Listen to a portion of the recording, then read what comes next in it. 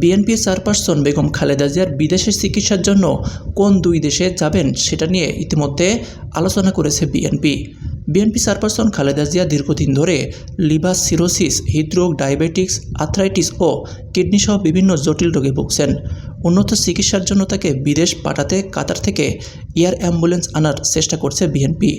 ইতিমধ্যে সে প্রক্রিয়া শুরু করেছে, তবে এখনও বিমানে লম্বা সময় ভ্রমণের মতো শারীরিকভাবে উপযুক্ত নন তিনি।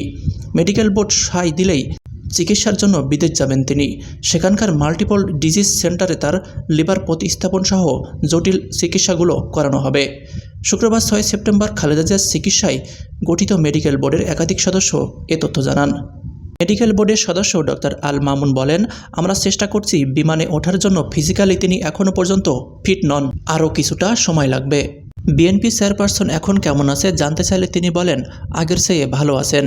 বিএনপির বিভিন্ন দলের নেতাকর্মীরা আসছেন, তিনি সবার সঙ্গে কুশল বিনিময় করছেন, পরিবারের লোকজনদের সঙ্গে সময় কাটাচ্ছেন। মেডিকেল বোর্ডের সমন্বয়ক ডক্টর এস.এম. জাহিদ হাসান বলেন, আমরা যুক্তরাষ্ট্র ও যুক্তরাজ্যের কয়েকটি হাসপাতালের সঙ্গে আলোচনা চালিয়ে যাচ্ছি। যুক্তরাজ্যে নেওয়া হলে 8 থেকে 13 ঘন্টা সময় লাগে। যুক্তরাষ্ট্রে প্রয়োজন 18 থেকে 21 ঘন্টা ফ্লাই আওয়ার। কাজেই এই যাত্রার জন্য তার শারীরিক সুস্থতা অত্যন্ত গুরুত্বপূর্ণ, তাই কিছুটা সময় লাগবে। বেশ কিছু জটিল চিকিৎসা করতে অনেকটা সময় তাকে বিদেশে থাকতে হবে।